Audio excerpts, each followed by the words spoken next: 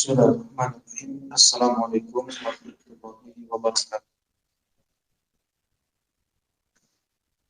Alhamdulillah wassalatu wassalamu ala Rasulillah. Amma ba'd. Nawasil darsana min tafsir surat Al-Fatihah. Kita melanjutkan pembahasan tafsir surat Al-Fatihah. Nah, sebelum itu at-ta'awud, yaitu pembacaan al-isti'adzah, a'udzu billahi minasyaitonir rajim, disebutkan oleh sebagian ulama bahwasanya pembacaan at-ta'awud sebelum membaca Al-Quran itu tidak dilagamkan, tidak dilakukan, karena bukan bagian dari Quran. Yang disunnahkan untuk dilakukan, bahkan wajib dalam tilawah untuk melakukan Al-Quran, hukumnya wajib. Yang dilakukan hanya Al-Quran, sebagaimana hadis Nabi SAW, "Laisa minna man lam yataghanna bil Quran."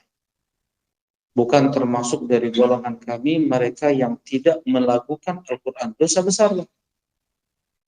Tilawah tetapi datar, dia bacanya seperti baca artikel, seperti baca tulisan-tulisan biasa, berdosa. Laisa minna, dosa besar. Ya. Kalimat laisa minna masuk dalam kategori ancaman, masuk dalam kategori dosa besar. Oleh Syekhul Islam Ibn Taimiyah rahimahullah ta'ala, disetarakan dengan azab, dengan an-nar, dengan kalimat an-nabari, aku berlepas diri, laknat, dan yang lainnya. Baik. Jadi hukum membaca Al-Quran dengan dilagamkan, hukumnya wajib. Yang tidak melagamkan untuk melakukan Al-Quran, hukumnya dosa. Ini dalam tilawah ya. Dalam hal apa? Tilawah. Berbeda dengan istidlal, pendalilan. Ya. Nah, karena at-ta'awud atau al-isti'adzah itu bukan bagian dari Al-Quran, maka tidak dilagamkan, tidak dilakukan. Allah Subhanahu wa taala berfirman, "Wa idza qara'tal Qur'an fasta'idz billah minasyaitonir rajim." Ya, di sini Allah menggunakan fi'il madhi, "Wa idza qara'tal Qur'an." Qara'ta, apabila engkau, kalau zahirnya, apabila engkau sudah membaca Al-Qur'an. Tetapi tentunya al-isti'adzah dibaca sebelum membaca Al-Qur'an, ditahdir. Ya. Sebagaimana ini pun digunakan oleh mereka para sahabat.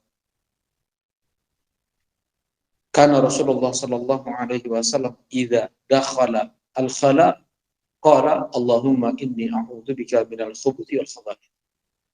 Rasulullah sallallahu alaihi wasallam beliau apabila dakhala, pakai fi'il madhi, sudah masuk WC, baru beliau mengucapkan Allahumma inni a'udzubika minal khubuthi wal khaba'ith, dan tentunya membaca zikir tersebut sebelum masuk WC. Nah, apabila engkau hendak membaca Al-Quran, maka minta perlindunganlah dari asyaitan ar-rajim. Zahir dari ayat ini hukumnya wajib membaca al-isti'adzah. Tetapi yang rajih membaca al-isti'adzah sebelum membaca Al-Quran, hukumnya adalah sunnah, tidak sampai tingkatan wajib. Hadis yang dikeluarkan oleh Al-Imam Muslim rahimahullah ta'ala tentang turunnya surat Al-Kautsar. Bainama Rasulullah sallallahu alaihi wasallam baina adhurina idh agfa ilfa'atan. Ketika Rasulullah Shallallahu Alaihi Wasallam beliau sedang bersama kami, tiba-tiba beliau tertidur. Tsumma qama fadhahika. Kemudian Rasulullah terbangun dan tersenyum. Kemudian para sahabat bertanya, ma adhak ya Rasulullah? Apa yang membuat tersenyum ya Rasulullah? Rasulullah Shallallahu Alaihi Wasallam kemudian mengatakan, laqad unzirat alayya surah. Telah diturunkan kepadaku barusan satu surat. Kemudian Rasulullah SAW membaca Bismillahirrahmanirrahim. Inna a'tainakal kautsar. Fashalli li rabbika wanhar. Inna syani'aka huwal. Di sini Rasulullah SAW tidak membaca al-isti'adzah, tidak membaca ta'awud ketika menyampaikan surat Al-Kautsar kepada para sahabat. Menunjukkan bahwasanya pembacaan al-isti'adzah hukumnya sunnah, tidak sampai tingkatan wajib. Ini sharif atau pengubah, dalil yang mengubah hukum wajib menjadi sunnah. Ya, baik.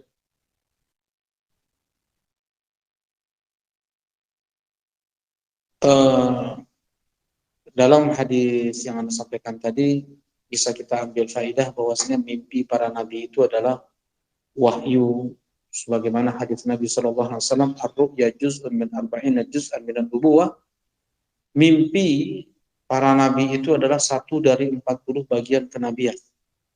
Ya, di antara cara Allah menyampaikan wahyu kepada para nabinya dengan cara wahyu, dengan cara mimpi. Baik. Nah, ini untuk al-isti'adzah, meminta perlindungan kepada Allah, karena ada saja hal-hal yang bisa membuat seseorang ujub, membuat seseorang takabur, membuat seseorang dia yastaghni 'anillah, dia merasa hebat, dia merasa bisa, ya. Dan ini diantara sifat Qarun, Fir'aun, sifat-sifat mutakabbirun. Ala innama utituhu ala ilmin indi. Setiap suara yang keluar dari lisan kita pun kita hendaknya bertawakal kepada Allah. Bukan hanya tawakal itu ketika safar, ketika mencari rizki. Wa tawakkal 'alal 'azizir rahim alladzi yaraka hina taqum wa taqallubaka fis sajidin. Bertawakallah engkau kepada yang maha perkasa, yang maha penyayang, yang dia melihatmu ketika engkau berdiri salat, dan ketika engkau melihat, dan dia yang melihatmu ketika engkau tersungkur sujud. Untuk sholat pun Allah perintahkan kita untuk bertawakal. Sama sekali jangan mengandalkan kemampuan, jangan mengandalkan ilmu, jangan mengandalkan apa kehebatan yang kita miliki. Enggak ada, tidak ada yang hebat. Untuk membalikan kelopak mata kita saja butuh bantuan dari Allah Subhanahu wa taala. Ketika kita membaca Quran, banyak hal-hal yang bisa merusak, bisa melalaikan kita dari tadabbur terlebih, ya. Nah, untuk makharijul huruf, ahkamut tajwid, nah itu saja bisa teralihkan. Terlebih tadabbur. Baca Quran nggak tadabbur, baca Quran nggak tahu apa yang dia baca, apa yang dia tilawahkan. Nah, afala yatadabbaruna al-Quran am ala qulubin aqfaluha. Kenapa mereka tidak mentadabburi Al-Quran? Apakah memang sudah ada belenggu, sudah ada penutup dalam hati mereka? Allah cela orang yang tidak mentadabburi Al-Quran. Ya, kitabun anzalnahu ilaika mubarak liyadabbaru ayatih. Al-Quran ini diturunkan kepadamu sebagai berkah, yang berberkah, agar mereka tadabburi maknanya. Nah, Al-Quran akan bisa mengubah akhlak, mengubah kepribadian, karakter, akan menambah iman, akidah, baik dalam beribadah, keikhlasan, takut, cinta, tawakal, iraghbah, warahbah, wa inabah kepada Allah Subhanahu wa taala. Kalau kita baca artinya, gunung yang kuat kokoh seperti itu akan hancur lebur kalau diturunkan kepada gunung, karena kandungan Al-Qur'an, bukan hanya bacaan atau tilawah saja. Nah, karena itu ketika kita mengingat hal-hal di luar Quran, apa yang kita baca, disyariatkan pula kita untuk at-tafal, yaitu meludah ke kiri 3 kali. Seperti halnya ketika sepertinya kita sedang apa? Sholat. Tafal 3 kali ke kiri. Karena itu kita minta perlindungan kepada Allah. A'udzubillahi minasyaitonirrajim. Banyak hal-hal yang bisa membuyarkan kita, melalaikan kita dari Al-Quran. Sekalipun sedang kita baca, sekalipun kita sedang mencoba untuk memahaminya, mentadabburinya, bisa setan masuk sehingga melancarkan talbis iblisnya, memahamkan kepada kita hal yang itu tidak benar dalam tadabbur Al-Quran.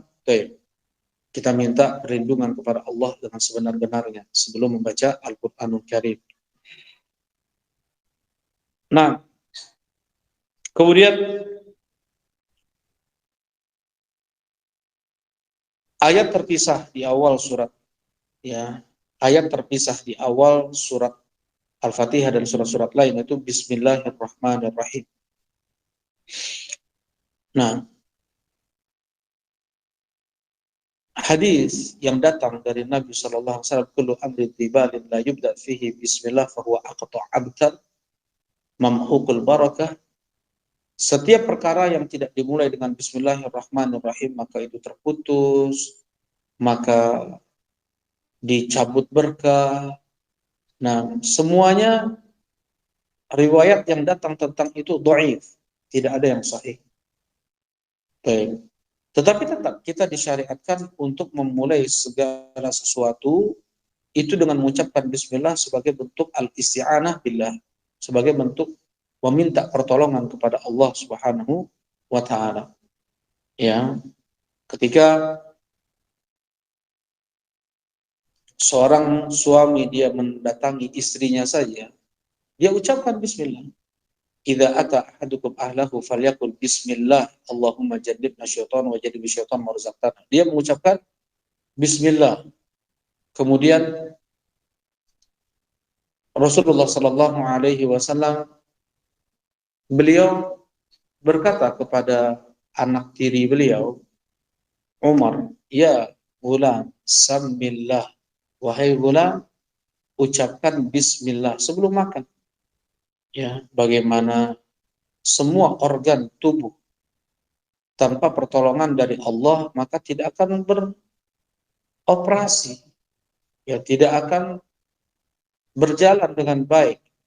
Kita minta kemudahan semua itu dari Allah Subhanahu wa taala. Ya, Nabiullah Nuh alaihi salatu wassalam, sebelum beliau melayarkan kapal laut beliau ucapkan bismillahi majriha wa mursaha. Bismillahi majraha wa mursaha. Beliau layarkan kapal laut beliau dengan mengucapkan bismillah. Rasulullah sallallahu alaihi wasallam di awal wahyu turun kepada beliau pun diperintahkan untuk meminta pertolongan kepada Allah. Iqra bismi rabbikal ladzi khalaq. Ya. Dengan itu setiap perkara apa yang akan kita lakukan, mengendarai motor, mobil, ya kita naik, kita turun, ya kita ucapkan bismillah terlebih dahulu. Di antara doa meminta berkah dan pertolongan kepada Allah. Seperti sama dengan la haula wala quwata illa billah atau Allahumma inni asta'inuk. Nah, wallahul musta'an. Bismillah, huruf ba pada kalimat bismillah terkandung makna at-tabarruk wal isti'anah. Terkandung dua makna, yaitu memohon berkah dan meminta pertolongan kepada Allah. Rasulullah sallallahu alaihi wasallam di awal tulisan beliau ketika dikirim ke Raja Persia, Raja Romawi, Raja Habasyah, Raja Yaman, dan yang lainnya, penguasa negeri, Rasulullah SAW memulai dengan Bismillah, Assalamu ala man ittaba'al huda. Rasulullah mulai dengan Bismillah. Rasulullah mengucapkan Bismillah, ya, meminta berkah agar apa yang ditulis, apa yang dibaca, apa yang diperbuat itu mendapatkan kebaikan dari Allah di dunia dan di akhirat. Di dunia dan di akhirat. Ya. Tanpa pertolongan dari Allah Subhanahu wa taala, sia-sia itu semua. Tidak bermanfaat. Ya. Berkah, barakah, kebaikan ilahiyah, thubutul khairi ilahi fi syai', adanya kebaikan ilahiyah pada suatu. Nah, ada pada waktu seperti Ramadan ini, ada pada tempat seperti masjid ini, ya, ada pada sosok manusia, yaitu para nabi dan para rasul, bahkan setiap muslim ada berkahnya. Inna minasyajari syajaratun barakatuha ka barakatil muslim. Ayu syajaratin hi. Rasulullah bertanya kepada para sahabat, di sana ada pohon yang berkahnya itu seperti berkah seorang muslim. Setiap muslim ada berkahnya. Apa berkah muslim? Al-iman, at-tauhid. Berkah seorang muslim, al-hub fillah, at-tahab. Rasulullah sallallahu alaihi wasallam bersabda, "La tadkhulul jannata hatta tu'minu wa la tu'minu hatta tahabbu. Awala adullukum ala syai' idza fa'altumuhu tahabbtum bainakum, afshus salam bainakum." Rasulullah sallallahu alaihi wasallam bersabda, kalian tidak akan masuk surga sampai kalian beriman, dan kalian tidak akan beriman sampai kalian saling mencintai. Ini barakah Islam. Dengan Islam kita bersaudara. Tanpa Islam, sanak famili pun bukan saudara. Rabbi inna bni min ahli. Wahai Rabb, sesungguhnya anakku termasuk dari keluargaku. Innahu laysa min ahli. Anakmu bukan keluargamu, bukan. Innaha amalun ghairu salih. Dan doamu seperti itu bukan termasuk amal soleh. Ya, ini barakah. Muslim, ayul islami khair ya Rasulullah, taqra'us salam, tut'imut ta'am, wa taqra'us salam ala man arafta wa man ta'am. Islam apa yang paling baik ya Rasulullah? Islam itu ada 5 pondasi. 5 pondasi cuman. Ya, tiang-tiangnya itu 5. Enggak ada pintu, enggak ada jendela, enggak ada dinding, enggak ada catnya. Ya. Rumah akanlah indah ketika dihiasi dengan hal-hal tadi. Akan terjaga rumah tersebut bukan dengan fondasi yang melompong begitu saja, syahadat, sholat, zakat, puasa, dan haji begitu saja. Tapi perlu ada dindingnya, perlu ada jendelanya, perlu ada pintunya. Ya. Rasulullah Shallallahu Alaihi Wasallam mengatakan, Islam apa yang terbaik itu ya Rasul? Kesempurnaan, termasuk kesempurnaan Islam. Tut'imut ta'am, engkau bagi-bagi makan. Islam terbaik. Islam yang paling afdal, engkau bagi-bagi makanan. Wa taqra'us salam 'ala man 'arafta wa man lam ta'rif. Indah Islam seseorang ketika dia menunaikan hal itu. Dan kau ucapkan salam kepada orang yang kau kenal dan kepada orang yang tidak engkau kenal. Keindahan Islam, baru rumah itu kelihatan cantik.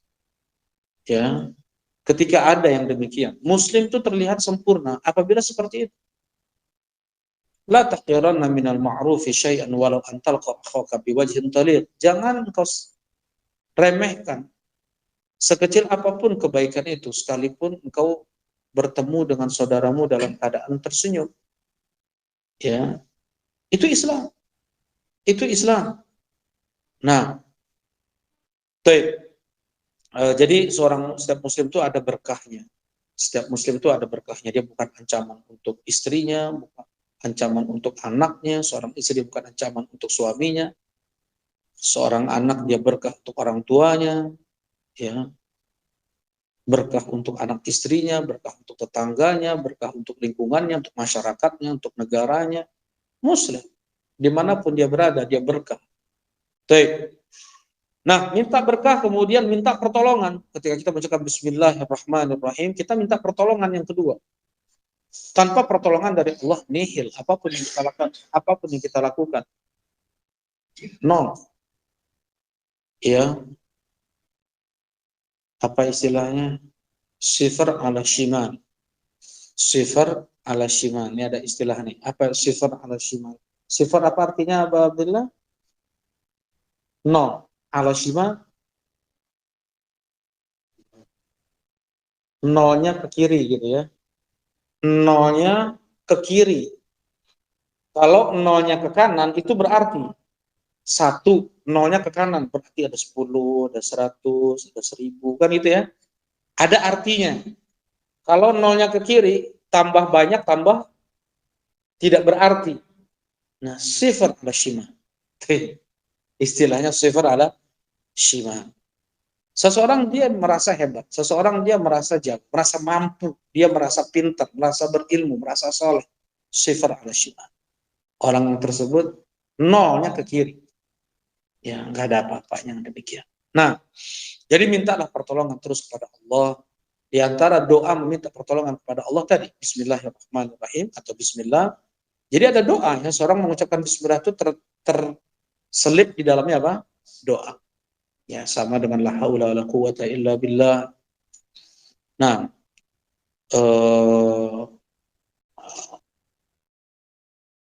Bismillah, Allahumma alaika tawakkaltu, la haula wala quwata illa billah. Doa-doa kata Ummu Salamah, sering Rasulullah SAW apabila keluar rumah, beliau berdoa, Allahumma inni a'udzubika min an azil au uzal au adil au udal au ajhal au yujhal alayya au adlim au dhilam. Ya Allah, aku berlindung kepadamu dari ketergelinciran atau aku ditergelincirkan oleh orang, dari ketersesatan atau aku disesatkan oleh orang, dari kebodohan atau aku dibodoh-bodohi oleh orang, dari kezaliman, menzalimi orang lain, atau aku dizalimi oleh orang. Nah, ini Rasulullah keluar rumah minta perlindungan kepada Allah dari hal ini. Minta pertolongan kepada Allah. Bismillah. Bismillah. Berarti ya Allah, aku memohon berkah darimu. Ya Allah, aku memohon pertolongan kepadamu. Dengan menyebut namamu Allah Ar-Rahman dan Ar-Rahim. Ya, berdoa dengan bertawasul. Walillahil asma'ul husna fad'uhu biha. Dan sesungguhnya Allah Subhanahu wa taala memiliki nama-nama yang husna. Berdoalah kalian dengan menyebut nama-nama Allah yang husna tersebut. Nama Allah yang paling agung adalah apa, Kang Sandi? Apa artinya? Masya Allah, jazakallah khair. Nama Allah yang paling agung adalah Allah. Sekalipun ada khilaf disebutkan oleh Al-Hafidz Ibnu Hajar dalam kitab Fathul Bari. Nama Allah yang paling agung, karena ada hadis Nabi SAW, tidak ada seorang dia berdoa dengan menyebut nama Allah yang paling agung, kecuali kan Allah kabulkan doanya. Ya, ulama khilaf doa nama Allah yang paling agung sampai 40 pendapat. Wallahu a'lam, yang paling kuatnya adalah lafzul jalalah, yaitu kalimat Allah. Ya, untuk ta'adduban kita mengatakan lafzul jalalah. Ya, karena apa? Semua nama-nama Allah, semua sifat-sifat Allah itu kembali kepada nama atau kalimat Allah tadi. Kembali ke lafzul jalalah. Semua nama-nama dan sifat-sifat Allah. Berbeda dengan Al-Hayyul Qayyum. Al-Hayyu Al-Qayyum. Ya, sebagian ulama mengatakan Al-Hayyul Qayyum adalah nama Allah yang paling agung. Kalau Al-Hayyu, diperhatikan sedikit ya. Al-Hayyu itu adalah kesempurnaan hidup Allah Subhanahu wa taala, azali wa abadi. Semua sifat-sifat Allah dzatiyah itu kembali ke nama Allah Al-Hayyu. Di sini Al-Qayyum yang maha mengurusi semua alam semesta ini, diurusi oleh Allah Subhanahu wa taala. Semua sifat-sifat Allah fi'liyah kembali ke nama Allah Al-Qayyum. Ya, dan seluruh nama dan sifat-sifat Allah itu sebenarnya kembali ke nama apa tadi? Allah. Kembali ke nama Allah. Dengan itu Lafzul jalalah adalah nama Allah yang paling agung. Yang diibadahi, mana ada nama yang lebih besar daripada itu? Makhluk yang dipertuhankan, yang diibadahi. Enggak ada nama Allah yang lebih hebat daripada apa? Allah yang diibadahi, yang disembah. Nah, disebutlah dan Al-Habib Ibnu Qayyim rahimahullah taala, beliau mengatakan seseorang yang dia berdoa dengan menyebut Allahumma, Allahumma itu asalnya adalah ya Allah. Asalnya ya Allah. Dihilangkan harfun nidanya, kemudian ditambahkan mim musyaddadah untuk menunjukkan yang dihapus itu adalah ya atau harfun nida. Jadi artinya adalah Allah, ya artinya adalah ya Allah, Allahumma itu. Seseorang ketika dia menyebut atau berdoa dengan Allahumma, berarti dia telah bertawasul dengan seluruh nama-nama dan sifat-sifat Allah. Ya. Baik. Bismillahi ar-Rahmani ar-Rahimi. Ya, bismillah. Jadi disebut nama Allah pertama kali dalam kita bertawasul, meminta berkah dan minta pertolongan. Bismillahi kita sebut pertama kali adalah lafzul jalalah, yang dipertuhankan, yang disembah, yang diibadahi. Kemudian Ar-Rahman. Ar-Rahman ya, atau luasnya rahmat Allah Subhanahu wa taala yang mencakup seluruh alam semesta ini. Ya. Yang mencakup seluruh alam semesta. Kafirnya, muslimnya, seluruh makhluk, seluruh alam mendapatkan kasih sayang dari rahmannya Allah Subhanahu wa taala. Ya, menunjukkan inna rahmati ghalabat ghadabi, sesungguhnya rahmatku mengalahkan murka. Sekalipun kafir sekarang ini, tetap Allah kasih dia oksigen untuk dia hirup, makan untuk dia makan, minum dia minum, pakaian dia pakai, kendaraan dia kendarakan. Masih Allah kasih ya rahmatnya untuk mereka. Ar-Rahim, kasih sayang Allah Subhanahu wa taala yang lebih dikhususkan untuk mereka yang diberi hidayah oleh Allah Subhanahu wa taala. Nah, kasih sayang Allah yang paling puncak yang Allah berikan kepada seorang hamba adalah hidayah. Adalah hidayah. Mau atau diberikan kecenderungan pada hatinya untuk baik. Ya, untuk mau mendengar kebaikan. Dipersulit dia untuk bermaksiat. Dipermudah dia untuk beramal soleh. Itulah hidayah. Apa lawan hidayah? Al-khudlan. Al-khudlan. Allah permudah dia untuk bermaksiat. Allah persulit dia untuk beribadah. Baik. Nah, luasnya rahmat Allah Subhanahu wa taala itu Ar-Rahman dan Ar-Rahim, wa kana bil mu'minina rahima. Allah Subhanahu wa taala terhadap kaum mukminin rahiman. Nah, kasih sayang pada namanya Ar-Rahim. Allah Subhanahu wa taala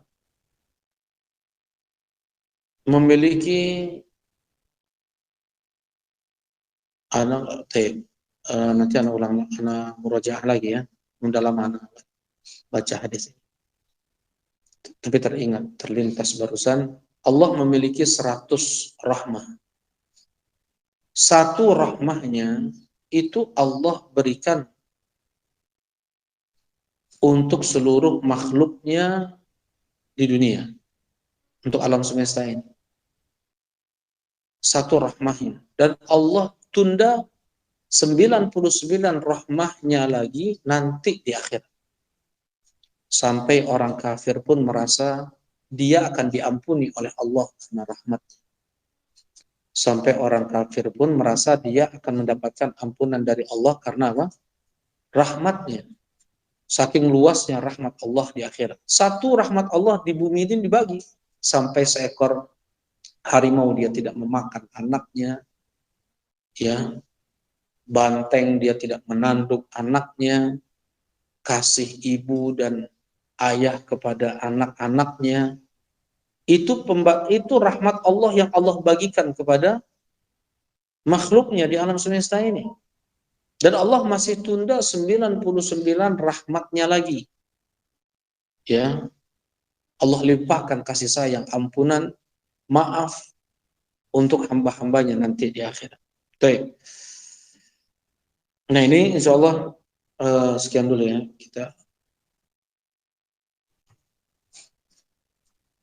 kita lanjutkan besok insya Allah untuk ayat pertama di surat Al-Fatihah yaitu Alhamdulillahirabbil alamin. Baik. Hal min soal ada yang mau ditanyakan? Oke, silakan Al-Fawad. Baik. Tafadhal Abbas.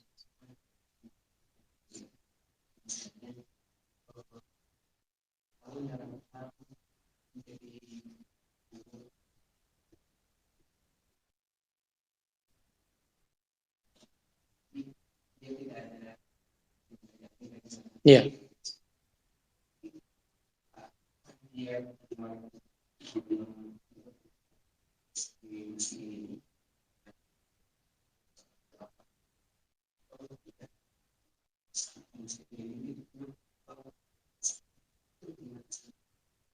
Yang pertama dia menawarkan diri. Tuh. Dia menawarkan diri atau dia ditunjuk.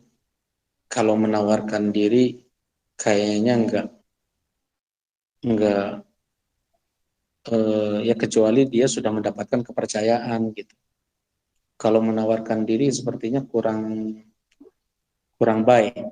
Ya saya mau menawarkan diri untuk udah dikenal ya, makanya tadi kalau dia sudah mendapatkan kepercayaan dari orang tersebut nggak ada masalah, biar saya salurkan, ya nggak ada masalah kayak seperti teman ya. Tapi kalau ke orang-orang jangan ya, yang seperti ini merusak, enggak merusak haibah. Haibah itu ya citra, jadi nggak ada lagi wibawanya. Tapi hukumnya boleh, ya hukumnya boleh. Kalau seandainya dia membutuhkan biaya operasional untuk penyaluran zakat, kalau dia memang tidak keluarkan dari harta dia sendiri, atau memang tidak ada dari DKM tersebut biaya untuk operasional, maka dia minta kepada orang tersebut, Bapak menjadikan saya wakil untuk menyalurkan zakat fitrah Bapak kepada orang-orang yang berhak. Kami butuh biaya operasional, kami butuh bensin, 5.000, 10.000, yang wajar-wajar. Yang wajar-wajar. Ini upah, ini sebagai upah. Ya, sebagai biaya. Kalau nggak upah, biaya juga bisa. Nah, nggak sebagian, memang harus jelas-jelas. Kalau enggak, ya silahkan Bapak salurkan sendiri. Nah, kalau seandainya memang kita jangan memaksakan diri juga sampai kita kemudian ngedumel di belakang, kan gitu. Ya, dari awal kasih tahu deh. Ini saya diwakilkan untuk menyalurkan zakat mal, zakat fitrah. Dan saya bukan ambil zakat. Zakat fitrah nggak ada ambil zakat. Ya, dan ini perlu biaya. Saya mau pergi ke pelosok, misalnya. Biaya nggak sedikit. Ya, perlu kurang lebih 150.000 untuk bensinnya. Ya, nah, jadi saya minta biayanya. Oke, kalau misalnya dia punya, oh nggak usah, biar saya aja, dari saya saja biaya rasionalnya, saya akan salurkan kepada yang berhak. Nah, kayak gitu. Jadi jangan sampai ada keluhan dari orang yang berta'awun ini, ya, dia nitip doang tapi nggak dibantu untuk, nah itu nggak boleh. Jadi memang kalau dia mampu dari awal, dari biaya dia sendiri, pakai keringat dia sendiri, karena seperti ini, Al-Imam Nawawi sudah disebutkan, sudah kita bahas di dalam Sahih Muslim, dalam kitab zakat. Mana yang besar pahalanya? Orang yang mengeluarkan hartanya atau orang yang menyalurkan harta tersebut kepada yang berhak. Ya. Al-Imam Nawawi rahimahullah ta'ala, beliau merajihkan mana yang lebih berat pengorbanannya. Ya.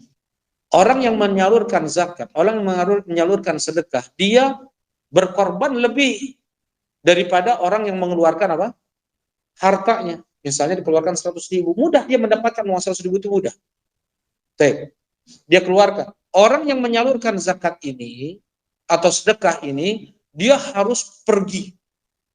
Dia harus turun gunung, naik gunung, dia sampaikan sedekah tersebut kepada yang berhak. Mana yang lebih besar pahalanya? Orang menyalurkan ini.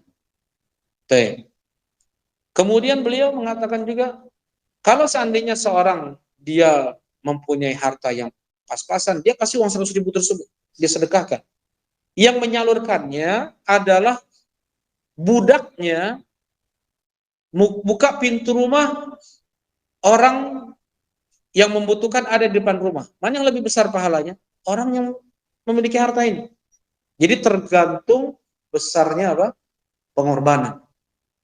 Nah, barakallahu fikum. Jadi dua-duanya itu besar pahalanya.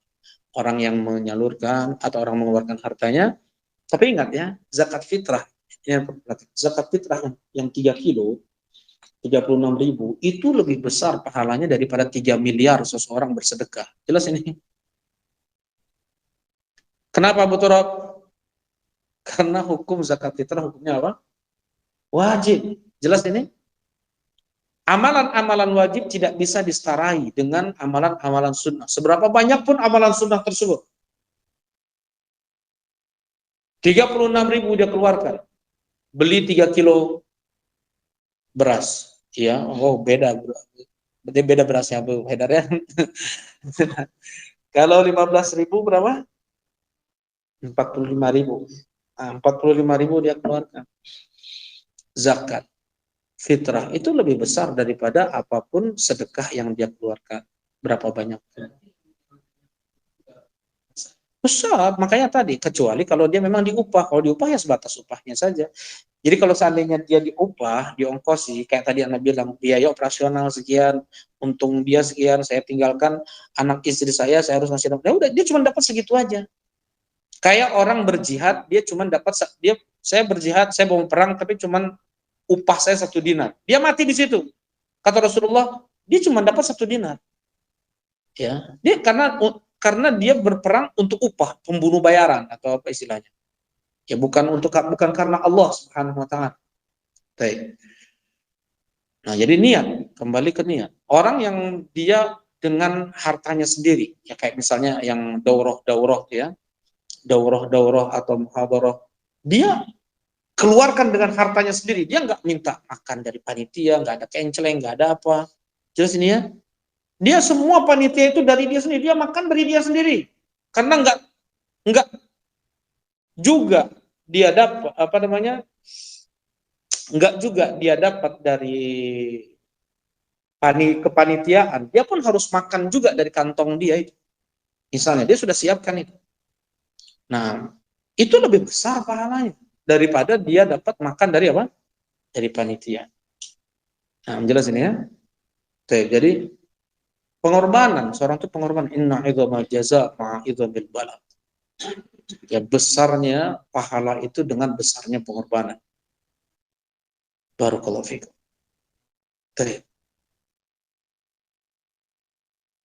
Jangankan itu, memotong ranting yang mengganggu jalannya kaum muslimin, dengan sebab itu dia masuk surga. Dengan sebab itu dia masuk surga. Bayangkan, ada kotoran di masjid, ya Rasulullah, mungkin para sahabat kurang memperhatikan. Rasulullah Shallallahu Alaihi Wasallam mengatakan, mana fulan meninggal ya Rasulullah. Tunjukkan aku. Kenapa kalian tidak bangunkan aku tadi malam? Nah, tunjukkan aku di mana kuburannya. Kemudian Rasulullah memberikan perhatian kepada mereka yang memberikan kebaikan. Ya, enggak, tidak apa namanya, tidak sambil lalu atau tidak apa ya. Enggak boleh kita cuek. Ya, enggak boleh kita tidak peduli siapapun. Siapapun kita bersaudara. Nah, barakallahu fiik. Kalau mungkin ada yang lain? Nah, silakan, Ayat.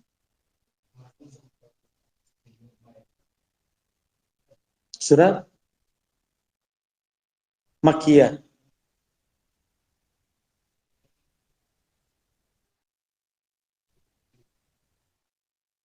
Madaniyah. Banyak sebenarnya, anak nggak sampaikan kemarin kan. Banyak sebenarnya, anak nggak sampaikan. Nggak cukup waktu untuk menyampaikannya. Misalnya ya ayuhan nas itu Makkiyah, ya ayuhan ladzina amanu itu Madaniyah. Kemudian untuk Madaniyah itu berupa syariat-syariat, hukum-hukum, tentang akhlak, ayatnya yang sejuk-sejuk. Karena memang bentuknya udah penerimaan. Sedangkan di awal-awal Makkiyah itu tentang tauhid, tentang hari kiamat, tegas, keras. Orang sombong, nggak mau dengar. Dikasihlah ayat yang tegas dan keras, yang singkat. Nggak perlu panjang-panjang. Qul ya ayyuhal kafirun. Nah, abudu ma ta'budun. Nah, gitu. Itu namanya apa? Maksudnya yang kayak gitu. Tapi kalau ayat-ayat Madaniyah panjang-panjang tentang sholat, tentang kesempurnaan, tentang hukum kisos, tentang hukum ini, tentang zakat, ya, tentang puasa, untuk tentang kesempurnaan Islam. Ya, sajadah, ayat-ayat sajadah semuanya turun di Mekah. Banyak sebenarnya perbedaan antara Makkiyah dan Madaniyah. Insya Allah di waktu lain, khusus insya Allah ya. Perbedaan antara surat atau ayat Makkiyah dan Madaniyah. Barakallahu fiik. Nah, kita cukupkan ya.